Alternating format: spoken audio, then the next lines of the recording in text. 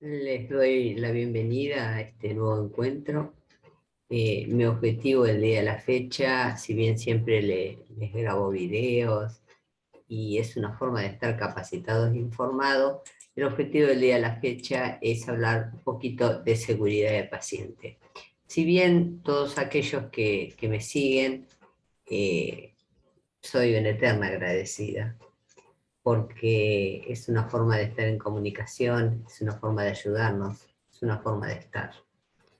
Y la realidad es que la seguridad de paciente, si bien aquellos que sabrán, hay varios videos en mi canal de YouTube relacionado a la seguridad de paciente, este video puntualmente lo voy a orientar a las organizaciones. Así que lo que vamos a tratar de ver es qué dice la Organización Mundial de la Salud, cuáles son estos factores que aparecen como incidente, qué dicen estudios. Hay muchísimos estudios, yo me voy a referir a la PEAS, pero hay varios estudios, y también las metas internacionales, que lo define la Organización Mundial de la Salud, y qué dice la norma 179.003 con sus objetivos, porque tiene muchas ventajas que nos podría ayudar a todos y a cada uno de nosotros.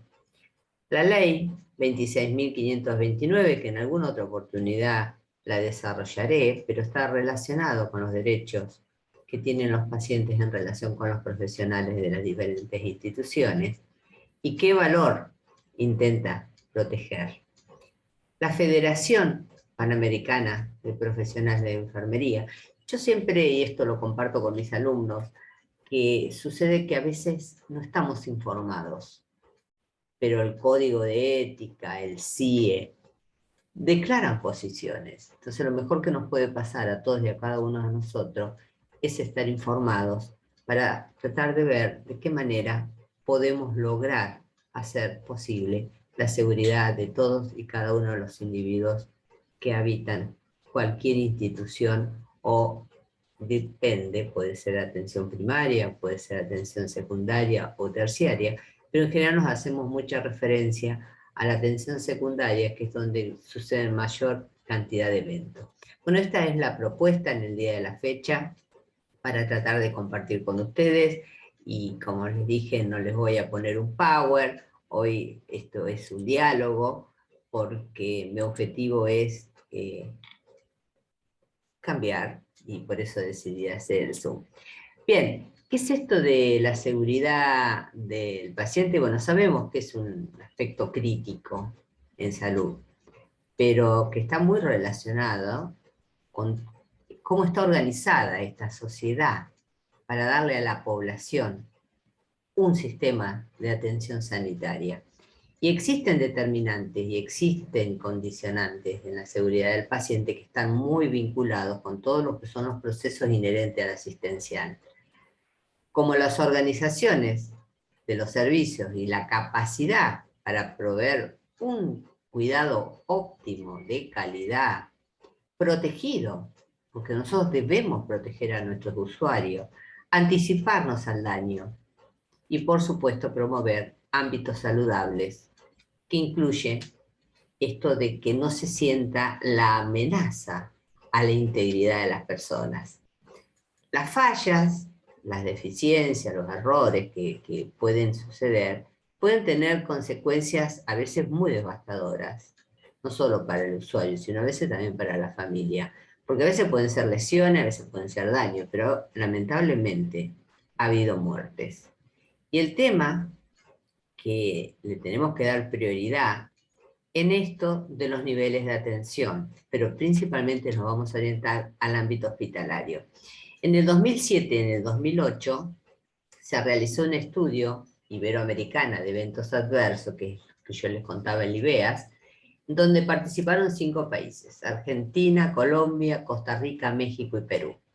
La prevalencia de eventos adversos en pacientes hospitalizados se situó en un promedio del 10,5, de los cuales el 19,8 fueron graves, pero el 60% se llevó a una prolongación de la estadía.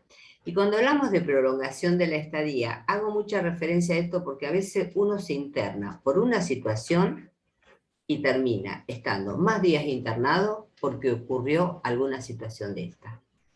Ahora, también este estudio dio que el 60% de estos errores podían haber sido evitados. ¿Dónde estuvo más el foco de todo esto? Fue en las infecciones intrahospitalarias, y acá hacemos referencia a la importancia del lavado de manos, a los determinados procedimientos y los cuidados relacionados con la atención como los eventos más frecuentes. Como respuesta urgente a esta crítica situacional, en una conferencia sanitaria en Panamericana, se definió políticas y estrategias. ¿Para qué? Para que podamos garantizar esta calidad de atención, ¿no? Pero basada en la seguridad del paciente.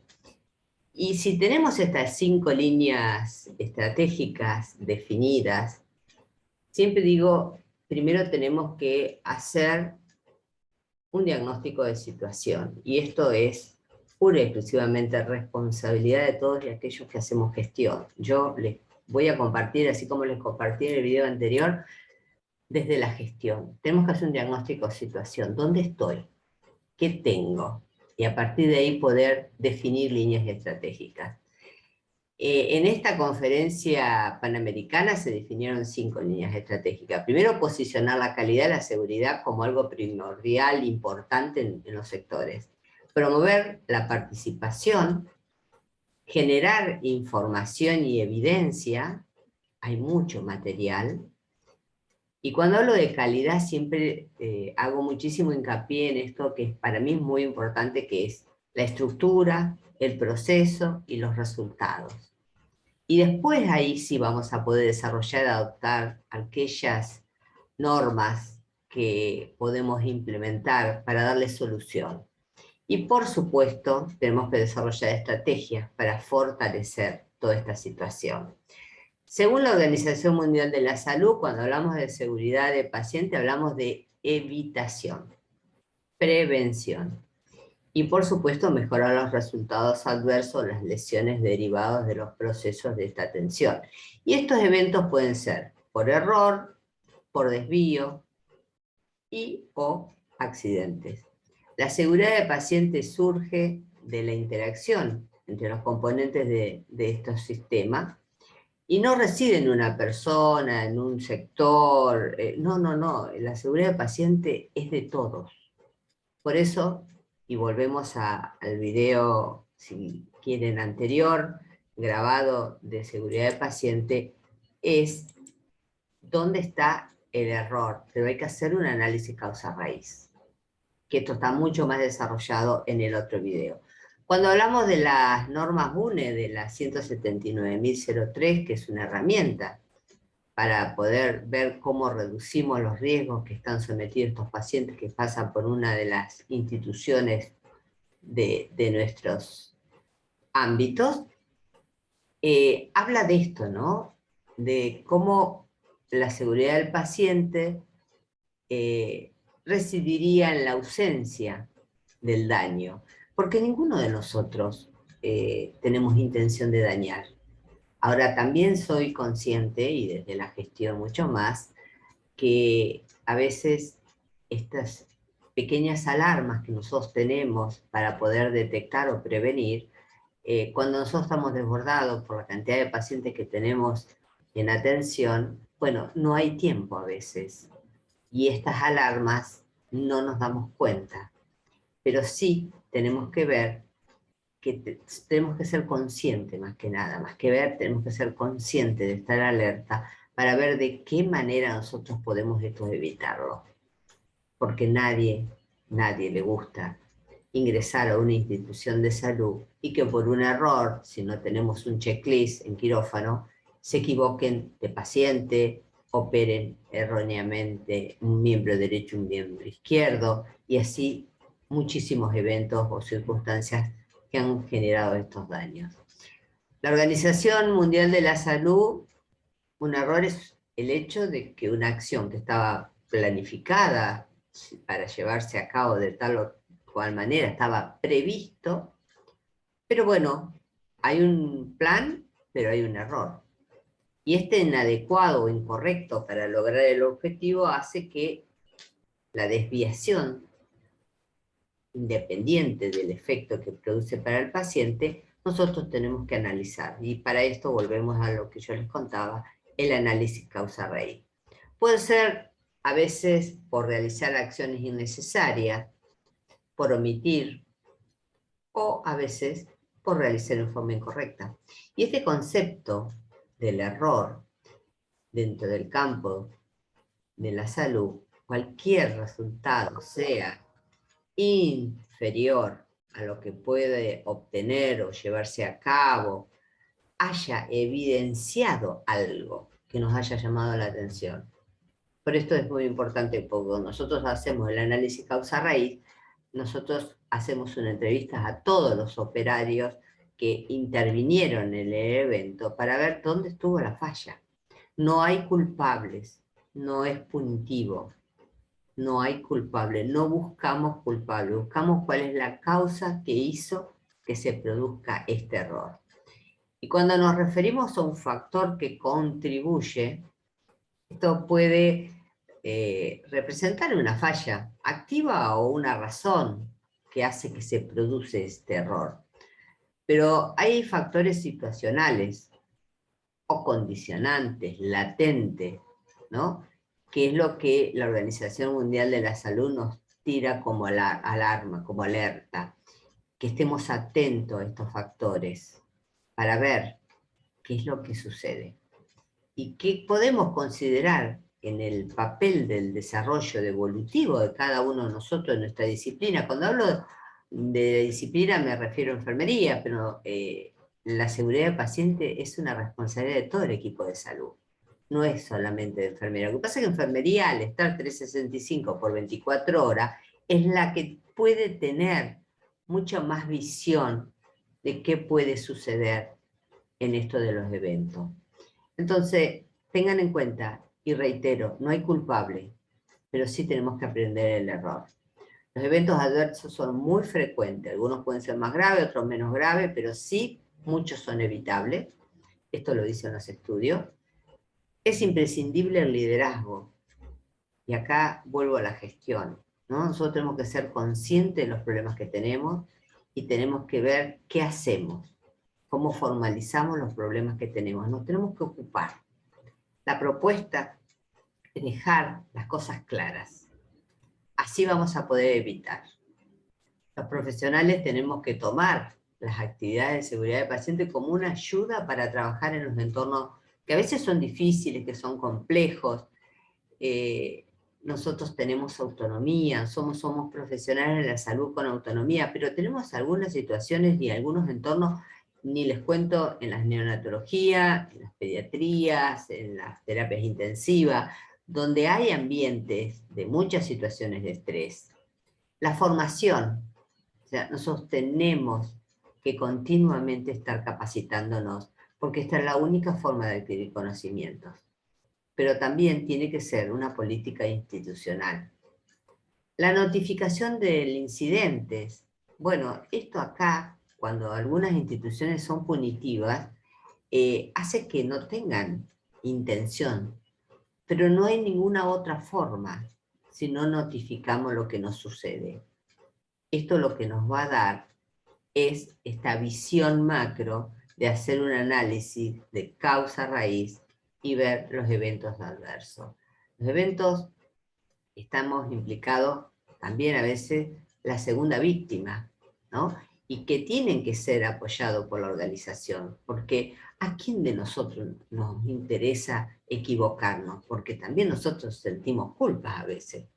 Por eso hablamos de la segunda víctima. Y cuando nos encontramos con las dificultades, tenemos que asumir, tenemos que ver qué hacemos, cómo apoyamos para que no sea una segunda víctima. Entonces tenemos que, a veces, tomarnos poco más del tiempo que tenían a veces previstos algunos jefes o algunos directivos, porque hay resistencia a este cambio. Y es una de las tantas razones que tenemos que ver de cómo podemos generar el cambio. Pero lo primero que tenemos que demostrar es que no somos punitivos, porque si alguien se equivoca, lo primero que hago es sancionar, bueno, nadie va a informar, nadie va a decir. Ahora, hay muchos factores que pueden contribuir a que haya incidentes en seguridad. Algunos están relacionados con las barreras. Y una de las primeras barreras y las más importantes es la comunicación, ¿no? Ver cómo ubicamos al paciente, las situaciones y las patologías, pero la comunicación es uno de los errores que más le tenemos que prestar atención, y mucha más la comunicación interdisciplinaria con todos los que formamos el equipo de salud.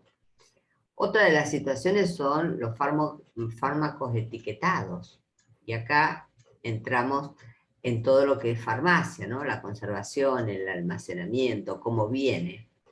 Hay otros factores que están relacionados a los protocolos, a las guías, a los procedimientos, por eso siempre es muy importante que todas las instituciones cuenten con su manual de procedimiento, porque así todos sabemos cómo debemos realizar las cosas. Si no, tenemos ambigüedades, entonces no somos realistas. Uno hace como aprendió, el otro hace como aprendió. Por eso es muy importante que existan protocolos. Ayudar a veces al colega en los cálculos de dosis, en la velocidad de infusión, porque esta es otra realidad en esto de los 5 correctos. Pero para esto nos vamos a recursos humanos. Bueno, ¿cuáles son las competencias que tiene nuestro personal y que le hemos asignado tareas? ¿Tenemos el número suficiente? ¿Falta recurso? ¿Cuáles son los planes estratégicos ante determinada ausencia? Son 4 profesionales, faltan 2. ¿Qué quedan? 2. ¿Hay un plan de trabajo o hay recarga? Entonces acá tenemos esto de la rotación, ¿no?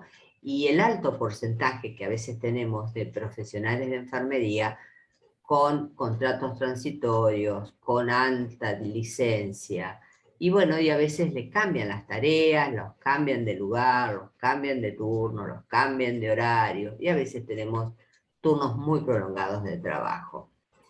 La comunicación, como les decía, entre los profesionales tiene que ser oral y tiene que ser escrita, pero cuando digo escrita, me voy un poco al ejercicio profesional nuestro, tiene que ser clara, tiene que ser legible, porque hay letras que no se entienden de los profesionales. Hoy en día tenemos la suerte de muchas instituciones estar informatizadas, pero si yo tengo una duda porque la letra no es clara, porque es confusa en la indicación, porque hay terminología, porque hay abreviatura, bueno, yo no tengo que existir de hacer algo y probablemente causar un daño. Entonces, bueno, tendré que ir al profesional y pedir que revea su situación.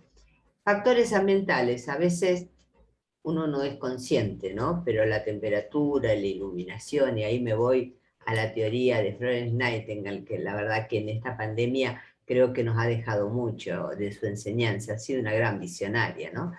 Pero en las áreas de neonatología puntualmente hay algo que es muy importante, que es el ruido, ¿no? Y más, yo que soy partidaria de las terapias abiertas, cuando ingresan los padres y todo eso, no se da cuenta el ruido. Por eso nosotros habíamos instaurado la oreja, que cambiaba de color cuando aumentaba el ruido, entonces todos los padres, todos los abuelos, todos los que venían a la neonatología, sabían que si la oreja cambiaba de color, el ruido había aumentado. Entonces esto es muy importante que lo tengan en cuenta.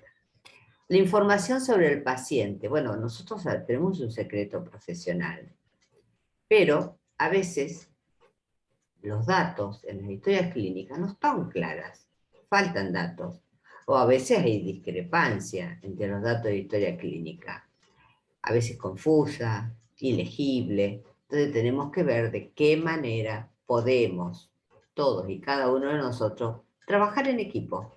¿Para qué? Para asignar las responsabilidades, para ver cómo podemos entre todos los miembros tener la mejor historia clínica, porque les recuerdo que las historias clínicas, las demandas en el ejercicio profesional pueden ser de acá a 10 años. Y la verdad que de acá a 10 años yo no me voy a acordar qué pasó con este paciente. La formación y el aprendizaje tiene que ser permanente, pero hoy hablamos de competencias, ¿no?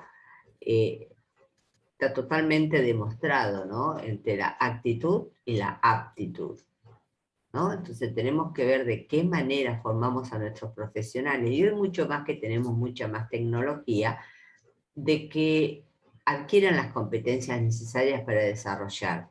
Pero ojo, si me voy a los factores individuales, donde hay mucha carga física, como recién le decía, por relación ausentismo, la carga mental, ¿no? Bueno, a veces están fatigados, ni les cuento, en esta situación pandémica, ¿no? Y la verdad que el otro día yo haciendo una entrevista en Jujuy para un medio periodístico decía, pensé que la pandemia venía a dejarnos algo, pero la realidad es que estamos igual que antes. No hubo cambios, pero la realidad es que el personal está agotado. Si seguimos en esto de ver cuáles son todos los factores, también hay equipos, ¿no? Que en muchas instituciones han implementado tener un departamento de bioingeniería, y esto está buenísimo.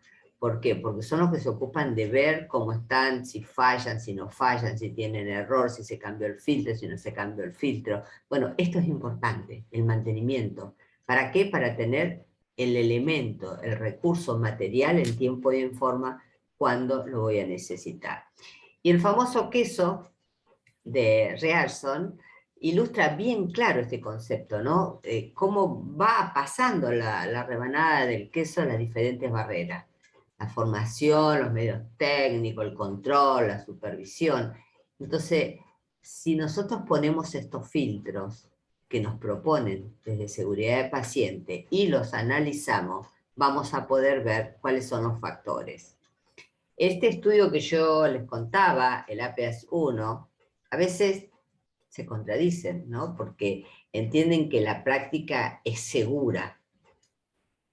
Y más de la cuarta parte de los médicos se creen inmunes al error, principalmente el área médica, ¿no?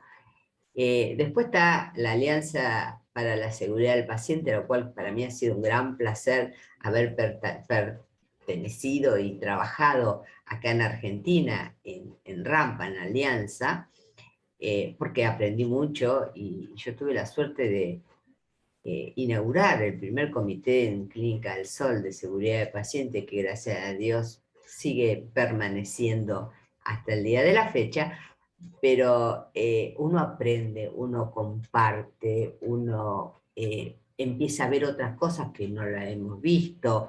Entonces, esto es muy importante, la interacción con el otro, ¿no? Y también se proponen diferentes ideas, que a veces a mí no se me ocurre y al otro sí. Bueno, todos sabemos que tenemos un problema, que le tenemos que dar solución, que tenemos que encontrarle la solución. Bueno, no hay que minimizar los eventos. Para eso se definieron las metas internacionales de seguridad del paciente. Bueno, ya podemos empezar a hacer un diagnóstico de situación. Bien, ¿cuáles son las 6 metas? Primero, identificación correcta de los pacientes. Seguimos teniendo instituciones que no tienen identificación de paciente. La comunicación efectiva, y para esto vuelvan al video anterior si quieren, pero hablo del ISBAR. La seguridad de los medicamentos de alto riesgo. La cirugía, el sitio correcto, el procedimiento correcto, en el paciente correcto, y acá siempre tengo la misma consulta. ¿Quién marca el sitio quirúrgico? Bueno, muchas veces pretenden que lo realice el personal de enfermería, pero la realidad es que la responsabilidad del sitio quirúrgico es del médico cirujano, que a veces delega esta responsabilidad en el anestesista, pero es del médico cirujano. Y por supuesto, reducir el riesgo de infecciones asociadas al cuidado de la salud, que saben claramente, y más en esta pandemia ha salido demostrada la importancia del rol que tienen las enfermeras en control de infección. Vamos a las normas UNE 179.003 para ver cuál es el objetivo, ¿no? la progresiva complejidad y la diversa especializaciones que tiene el sector ha ido incrementando cada vez más los riesgos, y es por eso que cada vez es más importante y necesario tener método de gestionar, hacer un mapa, hacer el mapa del riesgo de cada uno de los sectores, porque no es lo mismo terapia intensiva que internación general. La norma esta es una herramienta para reducir los riesgos a los que están sometidos los pacientes y mejorar la seguridad del paciente con un objetivo estratégico, que es impulsar desde la administración planes y programas de calidad para los diferentes sectores. La seguridad del paciente, los objetivos de esta norma es libre de daño, ¿no? Este es el primer objetivo, evitar. Y está orientado al desarrollo de estos procesos. ¿Cómo los orienta? Primero, reduce la probabilidad de aparición de fallas en el sistema. Evita los errores de las personas, aumenta la detección del error cuando ocurre y, por supuesto, mitigar las consecuencias, ¿no? Ahora, ¿cuál es la ventaja de tener implementado? Bueno, primero que vamos a poder identificar y valorar. Después lo vamos a poder reducir estos eventos adversos y vamos a poder eliminarlos también. ¿Por qué? Porque esto es un peligro donde nosotros podemos someter a un paciente, pero si nosotros nos ocupamos, podemos eliminar.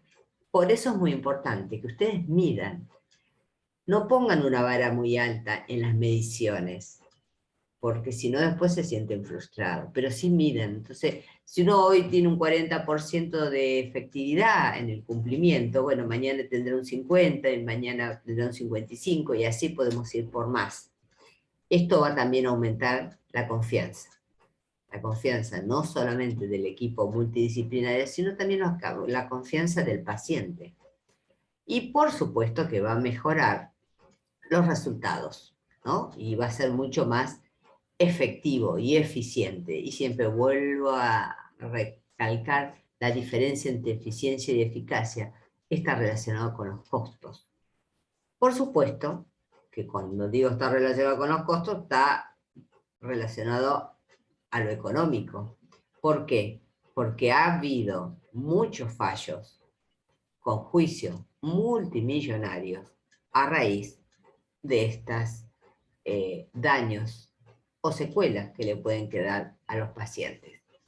Bien, vamos a referirnos a la ley, como les contaba, la 26.529, ¿no? que entró en vigencia en febrero del 2010, porque su objetivo es regular las relaciones entre el paciente y los profesionales de las instituciones, que se desarrollen en toda la República Argentina, y sobre estas sanciones, ¿cuál es el beneficio, ¿no? Para tener un acceso a la justicia, diríamos, ¿no?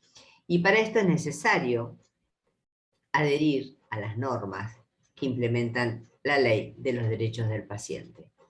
Siempre decimos, todos tenemos derechos, todos tenemos obligaciones, pero la ley del derecho del paciente nosotros como profesionales de la salud los tenemos que conocer, no podemos dejar de conocerlos. Bien, en cuanto a la autonomía de la voluntad, legisla sobre la información que el médico le tiene que dar y que el paciente tiene que recibir.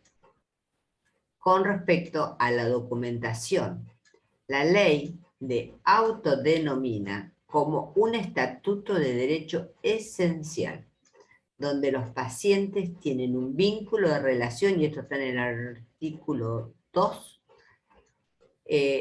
para esta calificación, ¿no? De los 7 derechos que enumera. Después en algún momento les voy a grabar toda la ley, pero deje inferir que no son los únicos, sino que se mencionan también algunos mínimos que son inderogables, de orden público, y que es complementado con otras leyes, ¿no? Pero esta es una ley a través de la cual busca prevalecer el orden, ¿no? Sobre algo muy puntual y muy particular. Y esto supone que no se puede dejar de lado la voluntad de las partes. Entonces, un médico no puede contratar con un paciente y ambos renunciar a los derechos y a las obligaciones que tiene porque hay una ley. Y el paciente no puede ser tratado indignamente. Hay que aceptar, ¿no? Qué le pasa a su cuerpo, qué quiere, si quiere o no publicar, si quiere o no informar a su familia, ¿no? Esto es muy importante. Y para esto tenemos que conocer esta ley. ¿Qué dicen estos valores que intentan proteger? Bueno, como toda ley tiende a proteger y darle prioridad, ¿no? Y en la ley los valores son, primero, la dignidad. Y también hay un video en mi canal hablando de la dignidad, ¿no? Todas las personas como ser humano racional tienen como prestancia, como superioridad a todo ser humano, una cosa que le pone un pie de igualdad con las de su especie, la dignidad. La tolerancia, la aceptación, la diversidad, el multiculturalismo, la pluralidad y todos estos mandatos éticos y jurídicos que nos permiten hacer una convivencia mucho más pacífica y el concepto de dignidad que se requiere en una sociedad democrática en la cual vivimos en forma pacífica y libre. La libertad, ¿no? Entendida como que somos en reglas generales autónomos de tener la posibilidad, y la autonomía, ¿no? Como facultad de regular uno mismo, libertad sin interferencias, sin limitaciones, ¿no? Generando estos aspectos. Bien, en otro video haré mucho más extensiva esta ley porque tiene mucho más para hablar, pero bueno, hoy se las quería nombrar. ¿Qué dice el FEPEN, o sea, la Federación Panamericana de Profesionales de Enfermería? Y yo recién les manifestaba de que a veces siento cuando doy con mis alumnos de que desconocen que existe el FEPEN, el CIE, y la verdad que declaran posición y nosotros tenemos que estar informados. Por eso hoy decidí en este Zoom contarles un poquito. Fue fundado el FEPEN en 1970, o sea, y es una organización no gubernamental, de derecho privado, sin fines de lucro, religioso, político ni partidario, con un plazo de duración indeterminado, constituida por organizaciones de profesionales de enfermería de los diferentes países de Latinoamérica y del Caribe, y a los cuales representan. Y todos los trabajos están traducidos en portuñol, en español, pero de acuerdo al Estado, los estatutos se aprobaron allá en el 2000 y se registraron con documentación en el 2001 en Brasil. La FEPEN no tiene ni sede ni foro fijo, ya que esto está situado en la capital, donde tienen la sede los comités de organización, ¿no? De cada país. ¿Y qué dice el Código de Ética del FEPEN? Bien, habla de los deberes hacia la sociedad, ¿no? Bueno, hablamos recién de los derechos, bueno, hay deberes. Tenemos que resguardar la privacidad del paciente y de su familia. Y la enfermera tiene que contribuir a proteger al paciente y al público en general. La responsabilidad, habla de la responsabilidad, también hay un video en mi canal hablando sobre el código de ética del FEPEM, las competencias, aceptar las responsabilidades, delegar tareas o actividades que no soy competente, los esfuerzos, ¿no? Que a veces tenemos que desarrollar los enfermeros en un determinado medio ambiente o factores de riesgo. Tenemos que colaborar con las diferentes disciplinas, pero también tenemos que mejorar los estándares. Y la relación enfermera con su organización. Esto es muy importante para todos los colegas y a cada uno de los que estamos en los diferentes sectores. Nosotros los enfermeros colaboramos en esto y hay algo muy importante en esto de la colaboración que es la comunicación. Y cuando hablo de la comunicación, hay muchísimos videos relacionados a la comunicación terapéutica y esto, pero es clave. ¿Qué dice el Consejo Internacional, el CIE? Porque también declaró posiciones. La seguridad de los pacientes es fundamental para la atención de salud y de enfermería de calidad. Pero, insisto, todo el equipo de salud somos responsables de la seguridad del paciente, pero enfermería está 365 por 24. Y está convencido el CIE de que para mejorar la seguridad del paciente es importante la diversidad de medidas de contratación, de formación, de cómo retenemos al profesional de la salud, porque nos cuesta mucho dinero formar a alguien para que se vaya. Y acá hablo de hospitales magnéticos, que también te pueden compartir si quieren. En mi canal hay qué es esto de hospitales magnéticos, qué tienen las instituciones que retienen a su personal, porque tiene un alto costo.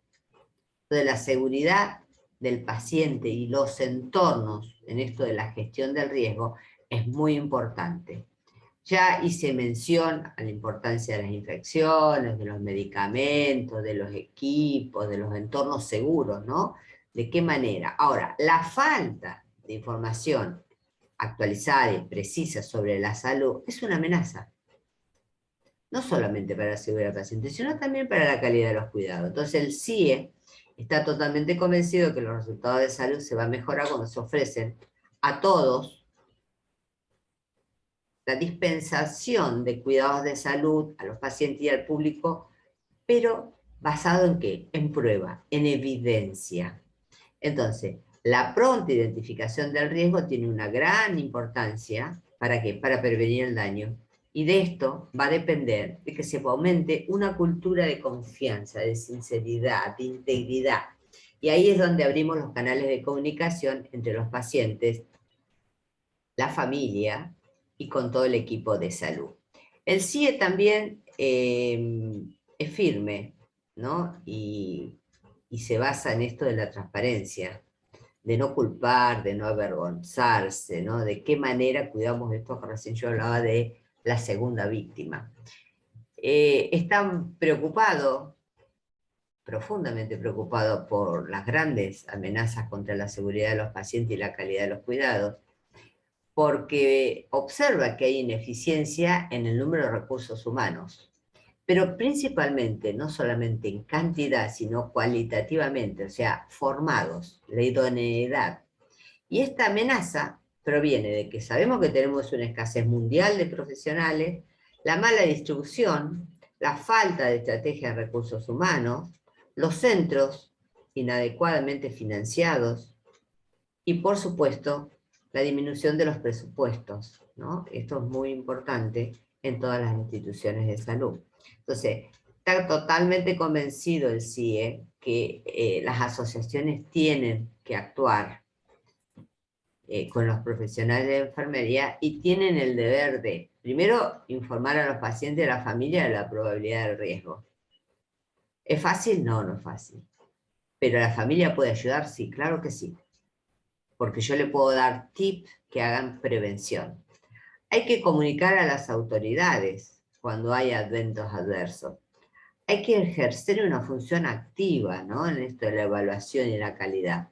Mejorar la comunicación, defender estos entornos de prácticas, de entornos positivos, promover programas, influir a través de protocolos y normas de procedimiento para poder ver de qué manera podemos reducir el error, y por supuesto relacionarse con todos los organismos que representen una ayuda de compartir, una ayuda de buscar información.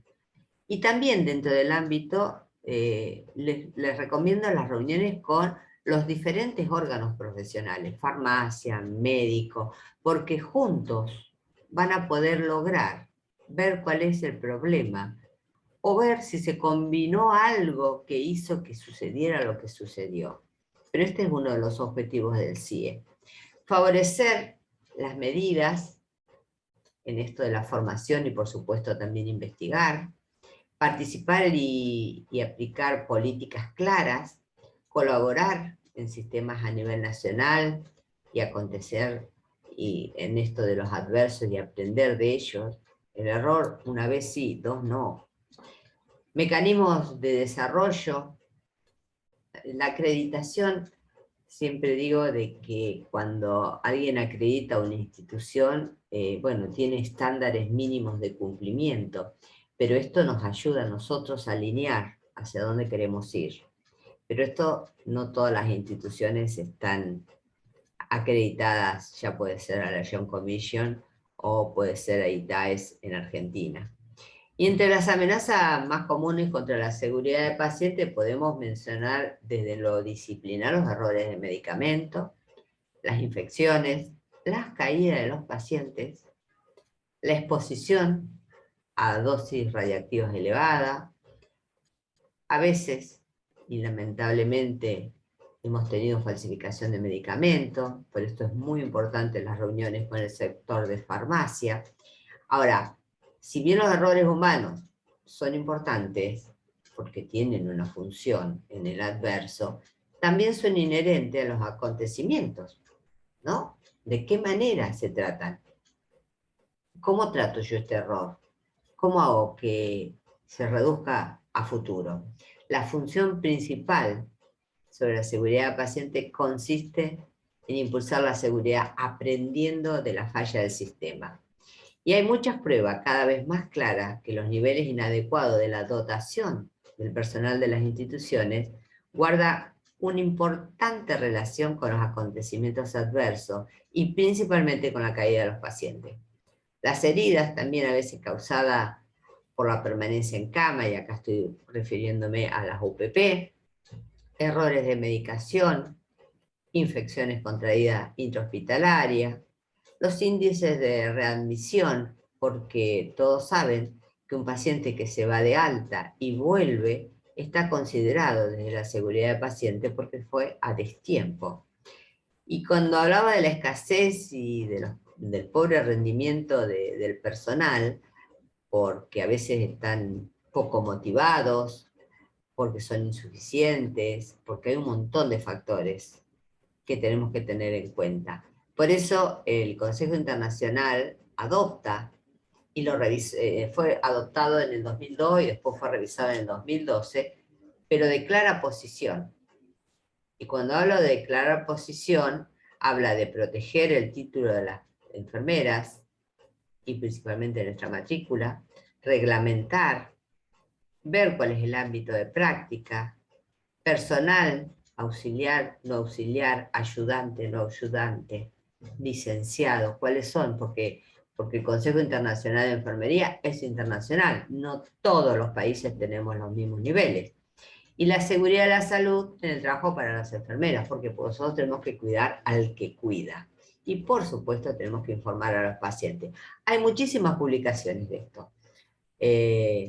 Por ejemplo, la enfermería importa error de medicación, la enfermería importa episodios adversos, hablando de la inmunización, la enfermería importa ante todo no hacer daño, la enfermería importa, y había uno relacionado a los derechos de salvar la vida, bueno, obviamente control de infecciones, y así hay muchísimas publicaciones que los invito a que ingresen al Consejo Internacional de Enfermería, que es una federación donde tiene más de 130 asociaciones de todo el mundo, donde representa millones de enfermeras y donde siempre nos están informando.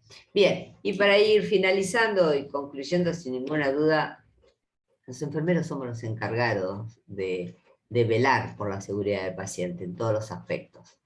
Y también informar al paciente, a la familia, al cuidador, el riesgo, y de qué manera nos pueden ayudar a reducir, ¿no? Porque esto es una defensa entre todos de la seguridad. Y comunicar si existieron errores o eventos adversos, sin miedo a ser criticado ni a ser sancionado. Los profesionales de la salud, y principalmente los enfermeros, se han visto en la obligación a veces de no notificar estos eventos porque tienen miedo, porque temen el despido, la crítica. No tengan miedo, porque lo que siempre digo es, cuando yo a la noche me acuesto a dormir, mi conciencia está tranquila. Entonces, hay muchas posibilidades de aprender. Y, y la realidad es que tenemos herramientas. El tema es que tenemos que focalizarnos en las metas internacionales, estas metas que yo les conté que son 6, identificación correcta del paciente, muchas instituciones no la tienen, mejorar los 5 correctos, garantizar la seguridad de los medicamentos de alto riesgo, tienen que estar separados, tienen que estar etiquetados, bueno, esto también hago mucha mención en otro de los videos. Lograr un equipo interdisciplinario, ya no podemos hablar de profesiones separadas, el médico, el kinesiólogo, la nutricionista, somos un equipo. Los prequirúrgicos, aquellos pacientes que van a ingresar a quirófano, que se ejecute el checklist, para eso está, y ha evitado muchísimos errores. Y cuando hoy hice referencia a la ley, a la 26.529, donde regula las relaciones civiles entre pacientes y los profesionales, ¿no? Donde se desarrolla en la República Argentina, bueno, tengámoslos en cuenta, porque me parece que es importante en cuanto a la autonomía y a la voluntad, ¿no? del paciente. La ley se autodenomina como un estatuto de derecho esencial en esto del vínculo de relación. Y bueno, para mí la seguridad del paciente es una seguridad que todos nos tenemos que ocupar. No todas las instituciones tienen su comité, lamentablemente, pero ¿puede haber una propuesta? Sí, por supuesto.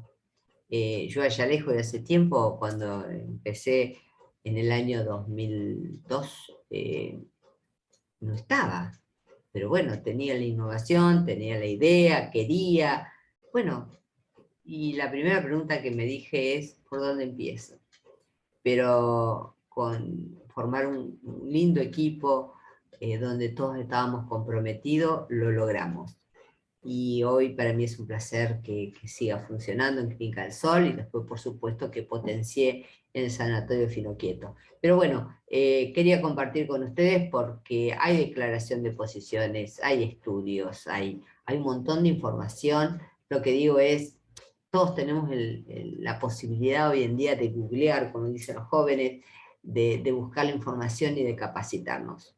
Y esto es un medio.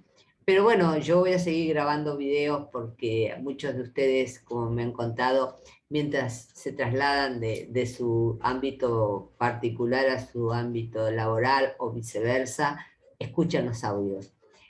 Bueno, algunos son audio, algunos son power, bueno, esto decidí hacer Zoom, pero bueno, nada, seguiré compartiendo con ustedes en la medida de mis posibilidades y mi tiempo. Les mando un beso muy grande, como siempre les digo, un abrazo a la distancia y muchísimas, muchísimas gracias. Nos veremos en otro encuentro.